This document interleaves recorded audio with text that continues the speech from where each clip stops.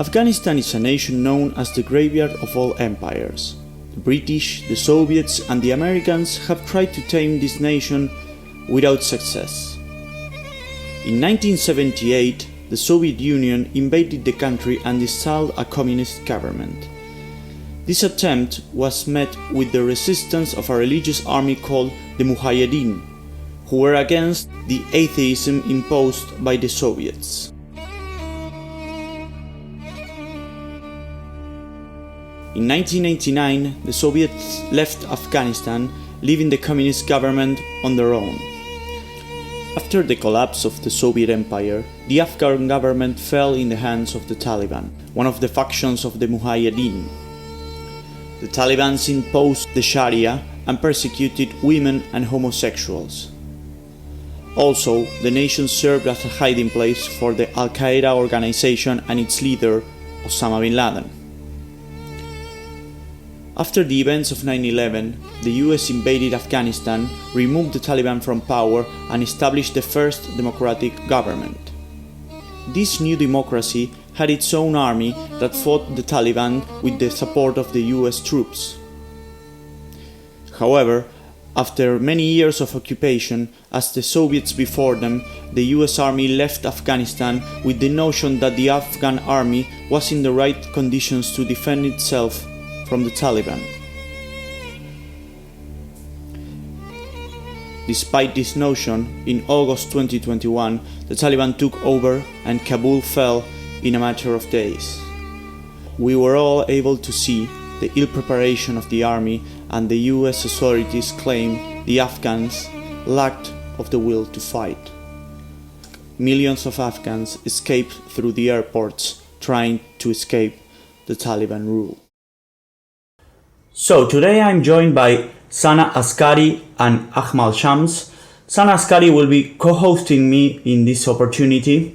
Sana is a women's rights activist from Afghanistan. She's currently a freshman at McDaniel College, pursuing a dual degree in political science and business administration. She's looking to globally amplify the voices of women in Afghanistan. How are you, Sana? Good morning.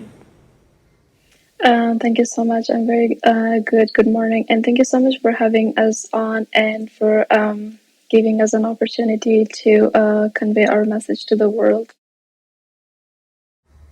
Thank you so much.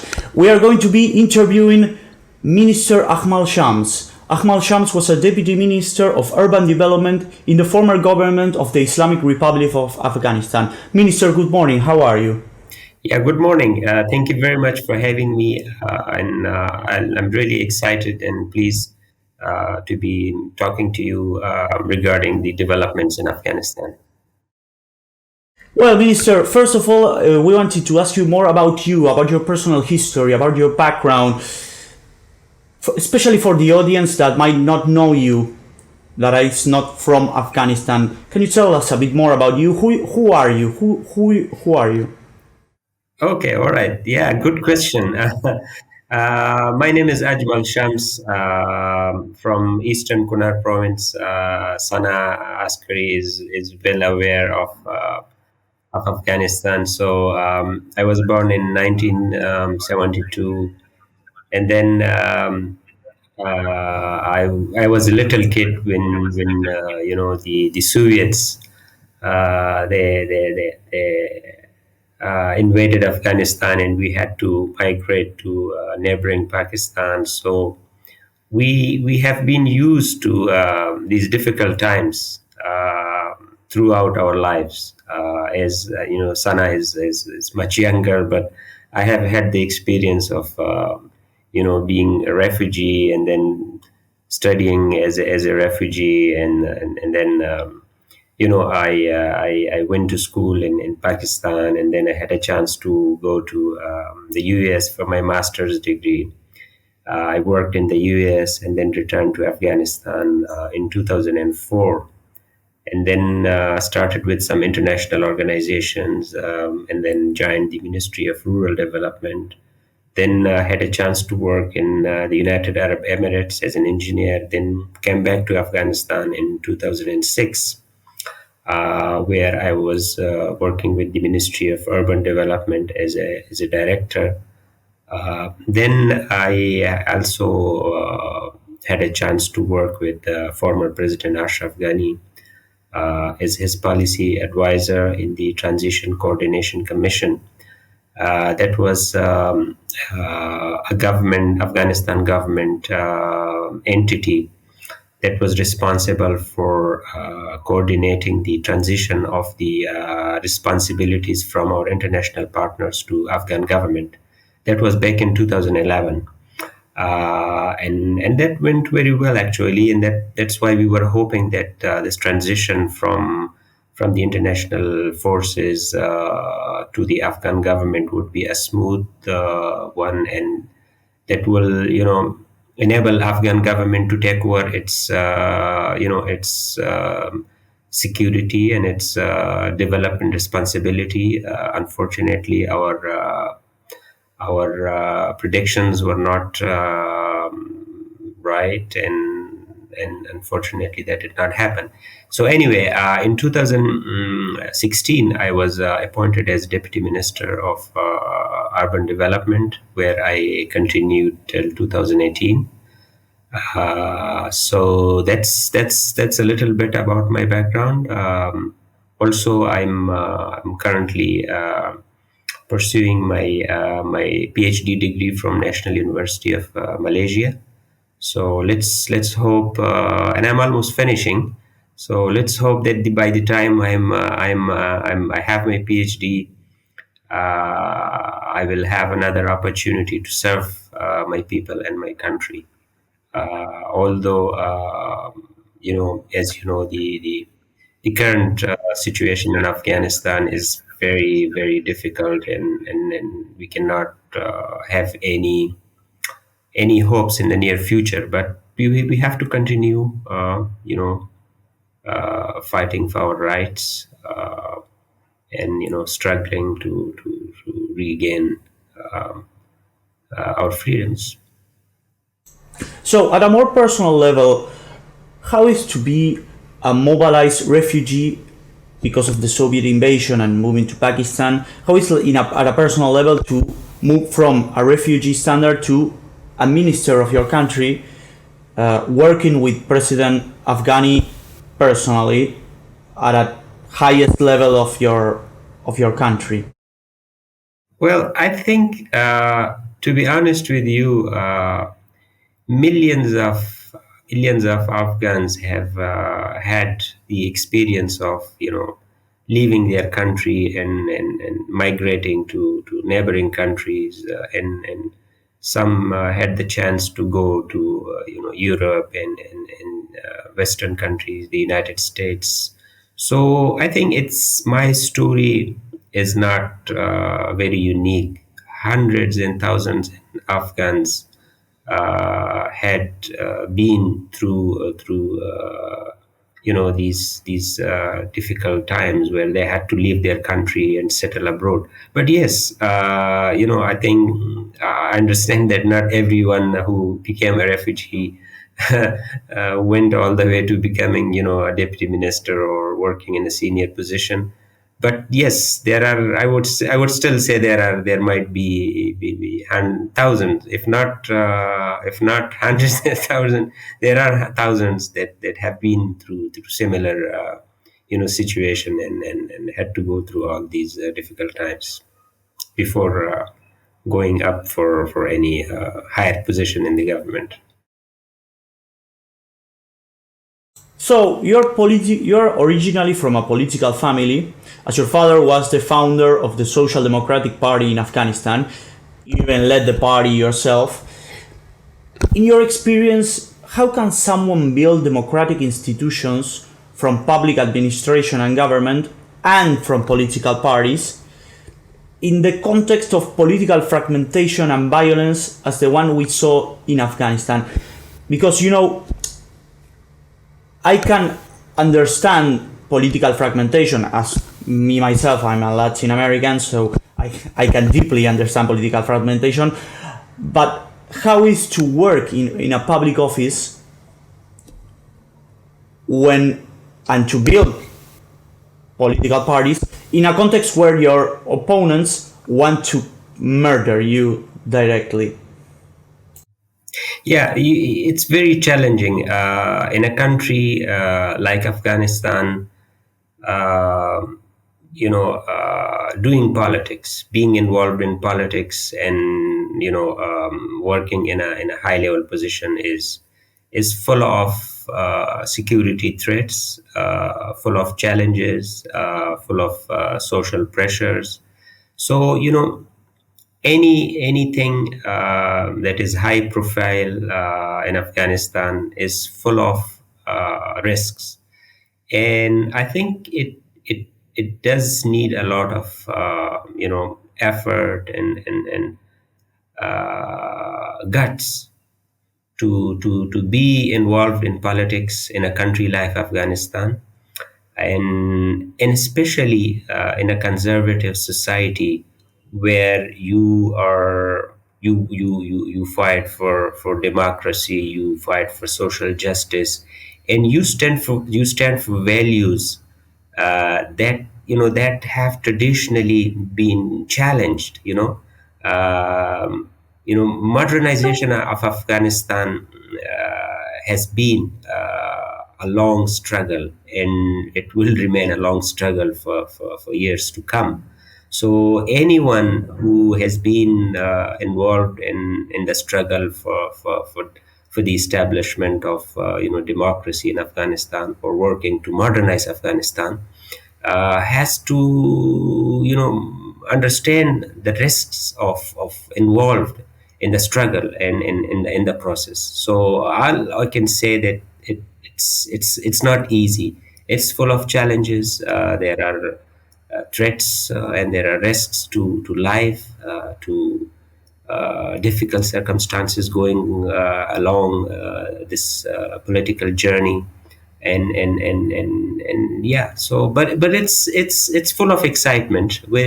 Despite all the challenges and difficulties, it's full of excitement. Yeah, probably is full of challenges and excitement both. And how did your family react when you became Minister of Afghanistan Well, yeah, of to course. those challenges and to those?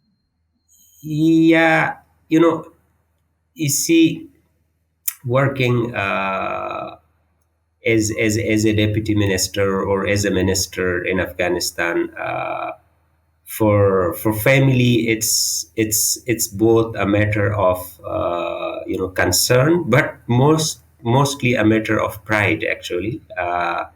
When someone in the family is given the opportunity to serve the country and people in a high profile position. So it's both an opportunity to celebrate, to be proud of, but at the same time to be concerned for all the risks that you just mentioned. Um, thank you so much, Minister Shams, for being with us today. So my question from you is that religious minorities have long been going through persecution in Afghanistan, if even before the current administration's takeover. When the current administration took over in 2021, they promised to protect religious minorities, but reports of minorities being killed indicate that the current administration's reassurance cannot be trusted.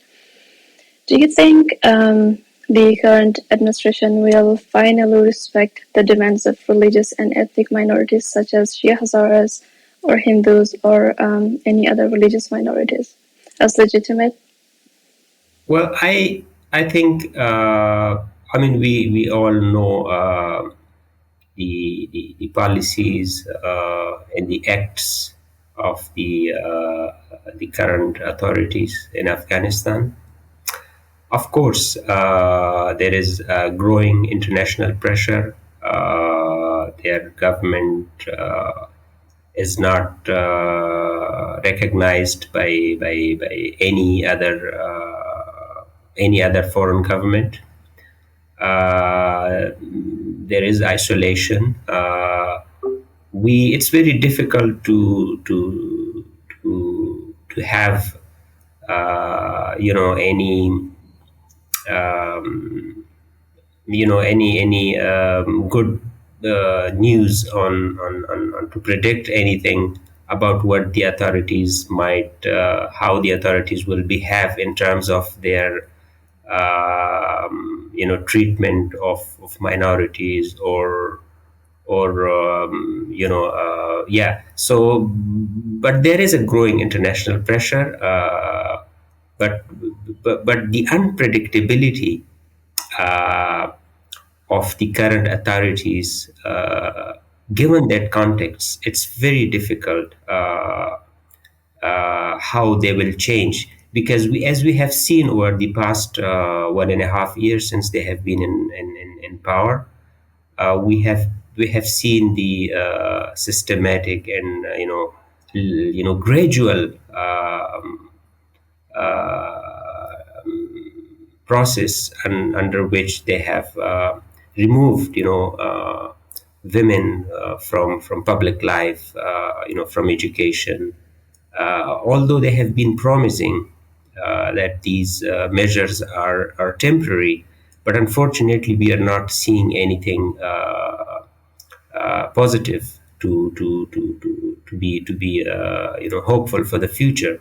So all I can say that it's going to be a long struggle in order for the Afghan people to regain their right to education, and also for the minorities to have a more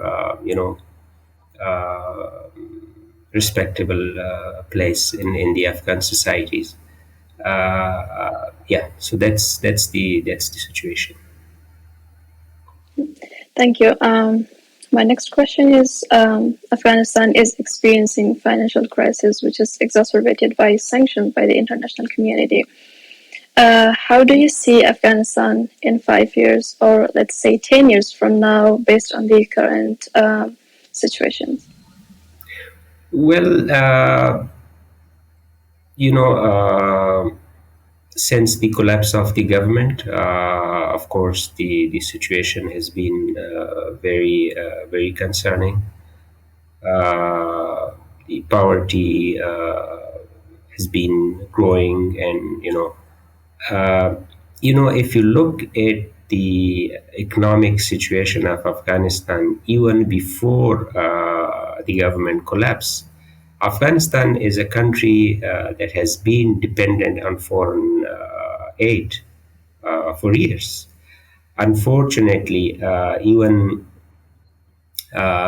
despite the fact that billions of dollars have poured into the country in the form of international assistance, but we Afghans should take the responsibility for not being able to becoming a relatively self-reliant government or self-reliant country. We have always been relying on foreign assistance. We have not been able to efficiently utilize the international financial resources. So even before the collapse of the government, the situation was not very promising.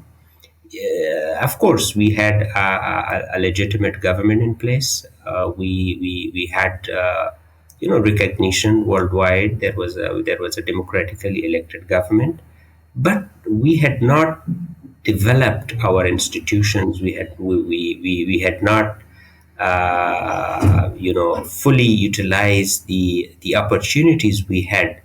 And I think that also answers the questions that if we had been able to fully developed our institutions, if we had fully empowered our people, and we had strengthened our country, we would not have collapsed in the first place.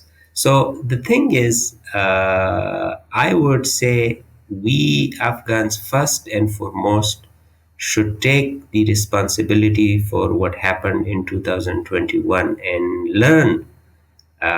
It's a lesson for Afghans, for the former government officials in the first place, and for every Afghan as Afghan citizen.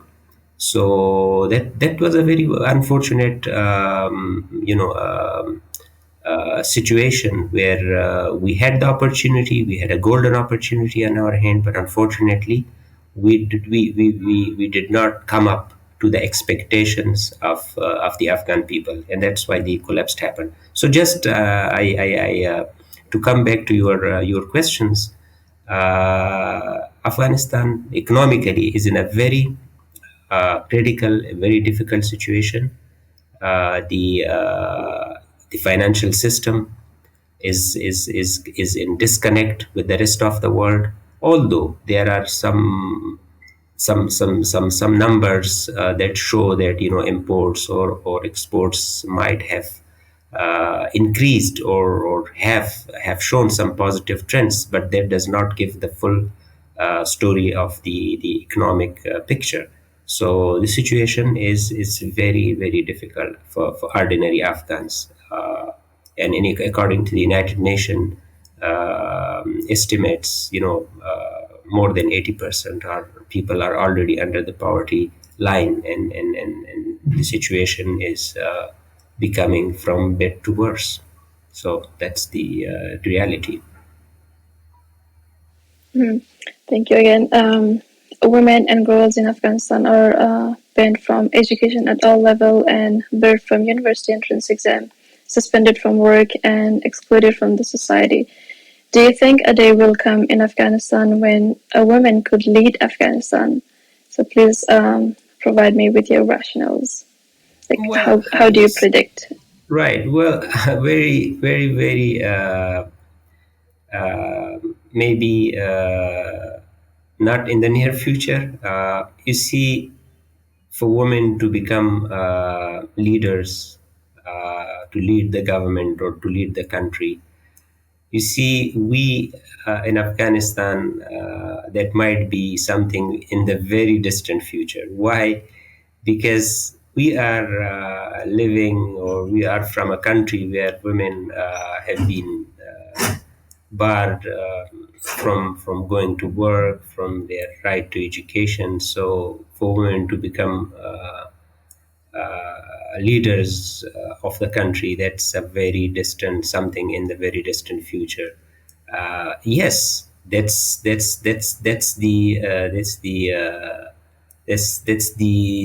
something that we should struggle for. That's something that should we hope for, but it will be a long struggle, because we see that even in many developed countries where democracy has been very well established, we haven't seen many women leaders to lead the country. So we have some good examples. For example, New Zealand had a woman prime minister. I wrote an article on her leadership, and she resigned from her position as prime minister and led the country in a very great way, and delivered to her people and her country. So we in Afghanistan, I think we are a far way, a long way to go before we can hope for or think of a woman becoming Afghanistan president, or leader of the country. But that should be the goal, actually. Uh, In so August 12th, okay, go ahead. So a woman literally consists half the population of Afghanistan, and now that they cannot work, how do you anticipate the situation of women, late household, especially women who were working to feed their children, and how is it going to impact the economy of the country? Well, that's very clear. It's something that's understood. Women in Afghanistan, women, they have 50% of population is consists of women, and they have every right to work, to feed their families, and We also have examples where the households are headed by females. So those are very painful situations where the head of a family, the only source of income is a family member, is a female member, and she is not allowed to work. So yes, that's a very painful and difficult situation for Afghanistan, and even with the possibility to work, what kind of opportunities do we have for women to work? What opportunities do we have for men to work? So it's not just about the woman prohibition from work, it's also the opportunities for work, right? Even if we women had the opportunity to work, we don't have opportunities. So in Afghanistan, the problem is so broad. It's a multi dimensional problem in Afghanistan. It's an economic problem. It's a problem of the not the deprivation of rights. So it's everything altogether. Yeah.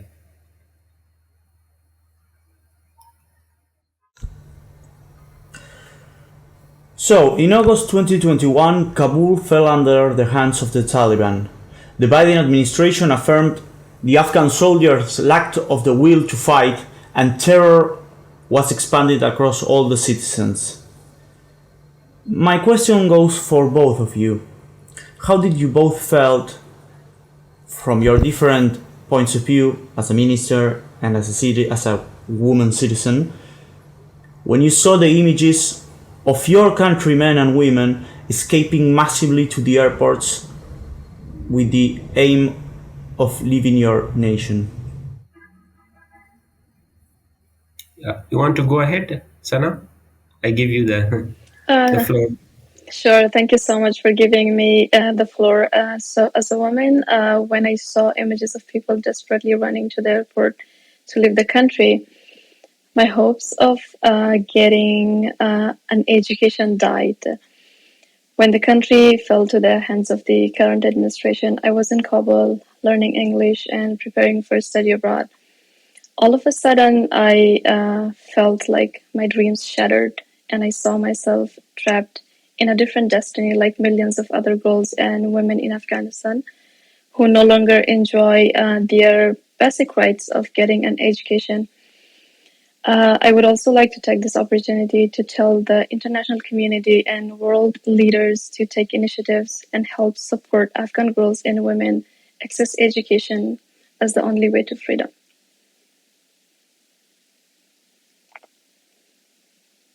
Yep, that's my answer.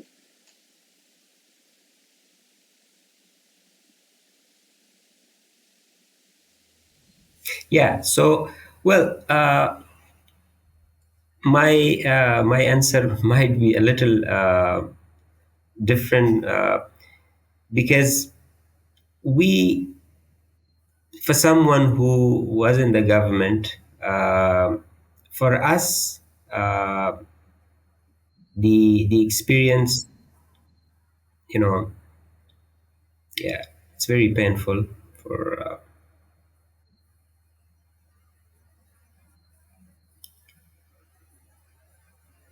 Yeah. So it was a it was a very strong feeling of how come a government that has been invested in for almost 2 decades. We had security forces exceeding 250,000 in number. How come government was was was collapsing in a week time? 7 to 10 days. It couldn't stand. So for people like us who have been in the government for some time, and it was a very strange feeling, full of pain, full of regret, and also some shame. Why our government, although I was not in the government at the time, I had resigned a few years before, but still, for someone who had been in the government for quite some time, the experience of government collapsing at the hands of insurgents was very difficult experience, full of regret, full of sorrow, and full of I personally think we Afghans, in whatever position we serve, we should blame first and foremost ourselves for not being able to hold the country, and not able to take to fully utilize the opportunities we had in our head. That's all I can say.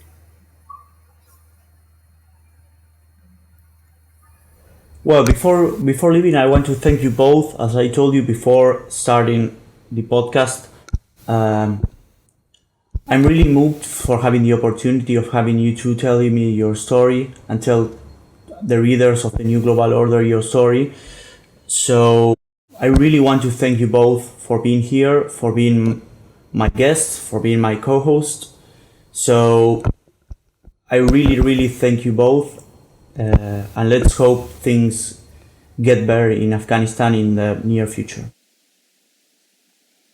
Thank you so much for having us Yeah, on. thank you very much. It was really a pleasure speaking to you, and also to Sana, and what we think and what we are hoping for